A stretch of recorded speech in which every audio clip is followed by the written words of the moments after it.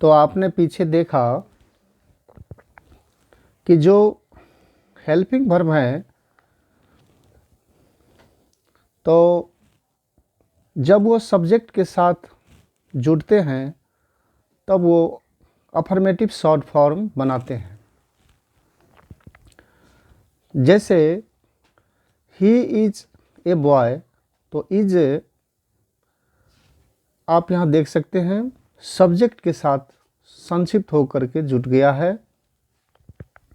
तो इस तरह के संक्षिप्त रूप को हम अफर्मेटिव शॉर्ट फॉर्म कहेंगे जिसमें हेल्पिंग वर्ब सब्जेक्ट के साथ जुटता है।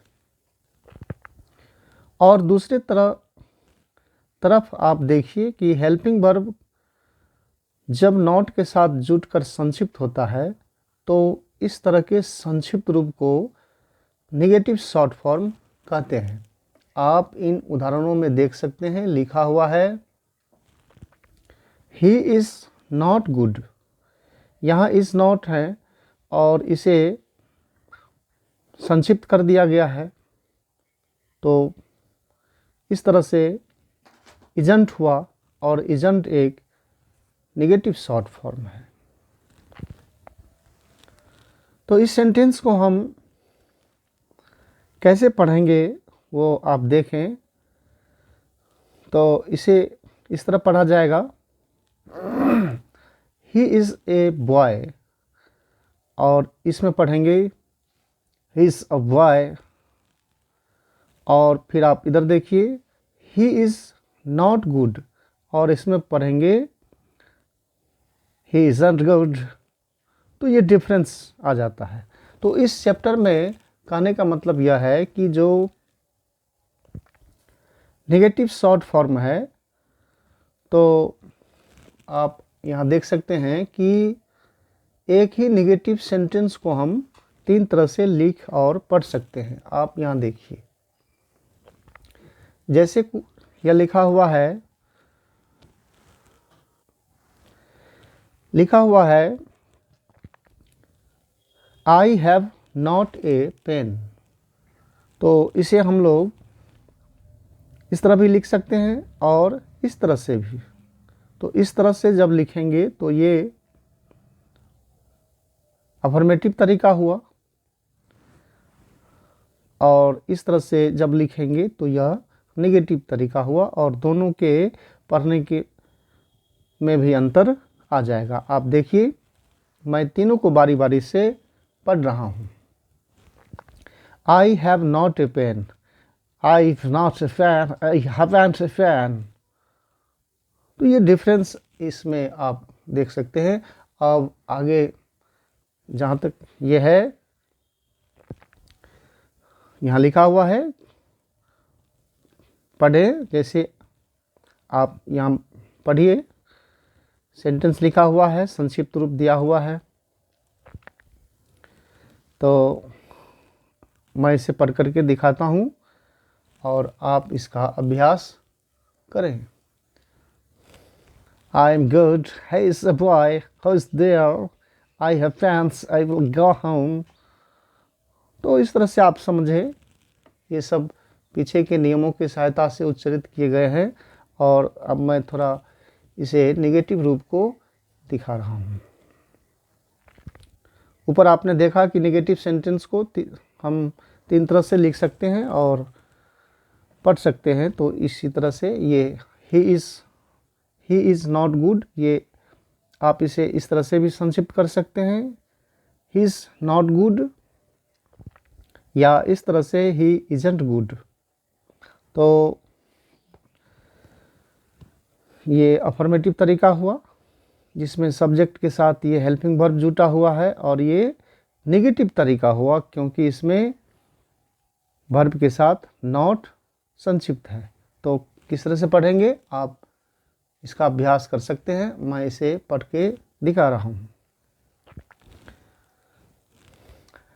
He is not good, he isn't good, I am not a fan, I haven't a fan, he's not poor, he wasn't poor। तो ये सब जो है, आप पीछे के ये सब सारे नियमों पर आधारित हैं। अब आगे देखिए, और ये कुछ नियम अतिरिक्त के अंदर आ रहे हैं, आप यहाँ देख सकते हैं। जैसे ए को ए भी पढ़ा जाएगा और ओ भी। सिंपल सेंटेंस में ओ ए और एम्फेटिक सेंटेंस में ओ पढ़ा जाएगा। एन को सिंपल में एन और एम्फेटिक सेंटेंस में अन। परंतु फॉरेन लैंग्वेज के अंदर हमेशा ए को ओ और एन को अन ही पढ़े। आप यहाँ देख सकते हैं, जैसे लिखा हुआ है अपने देसी लैंग्वेज में, ही is a boy, I have an umbrella. और यहाँ तो हमने ए पढ़ा, यहाँ एन पढ़ा, और यहाँ ओ पढ़ेंगे और अन पढ़ेंगे। कैसे? ही is a boy, I have an umbrella.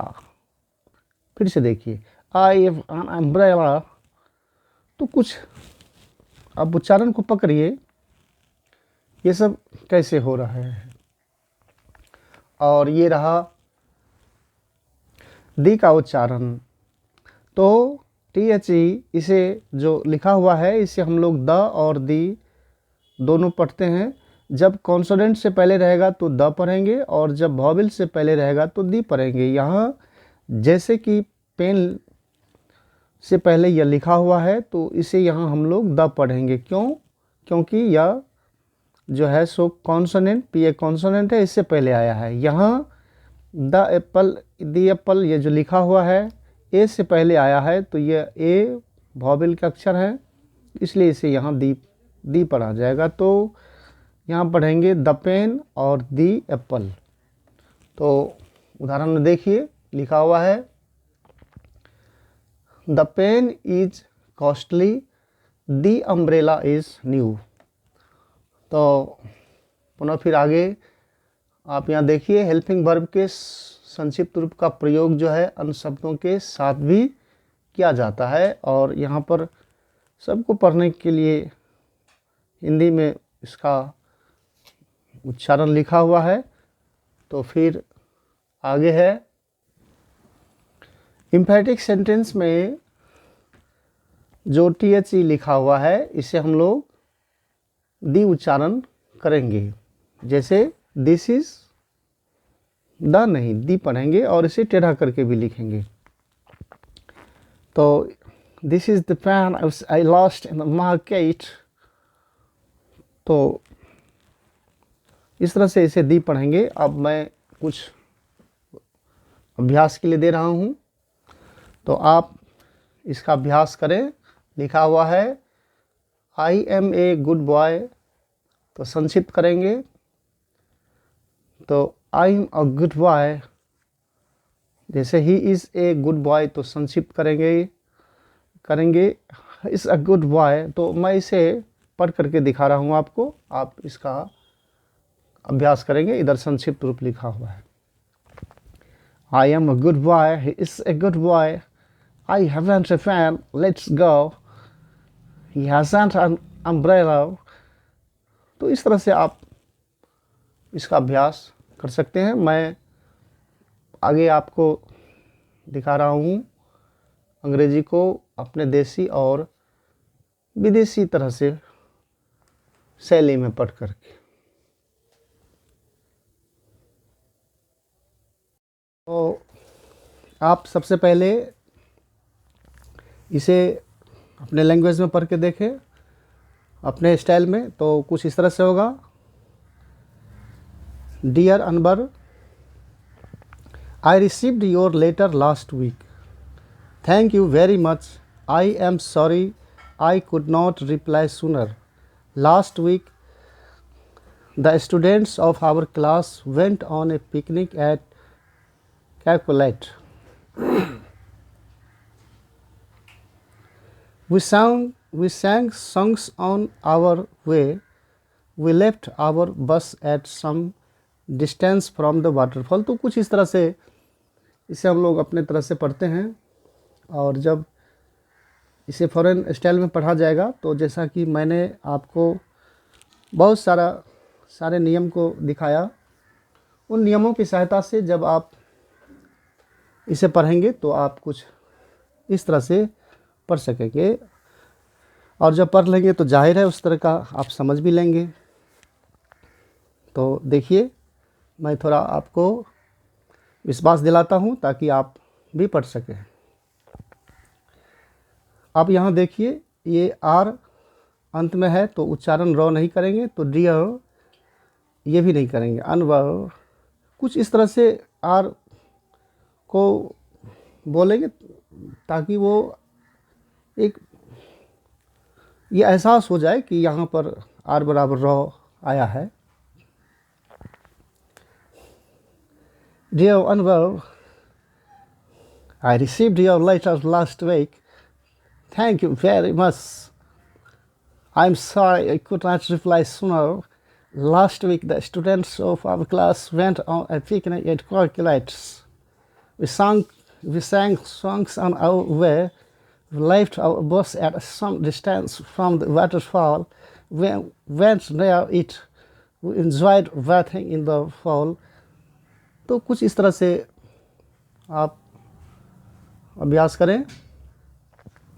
Then he went to see the surroundings. We went into the jungle. The sight was beautiful. Some students climbed on the rocks.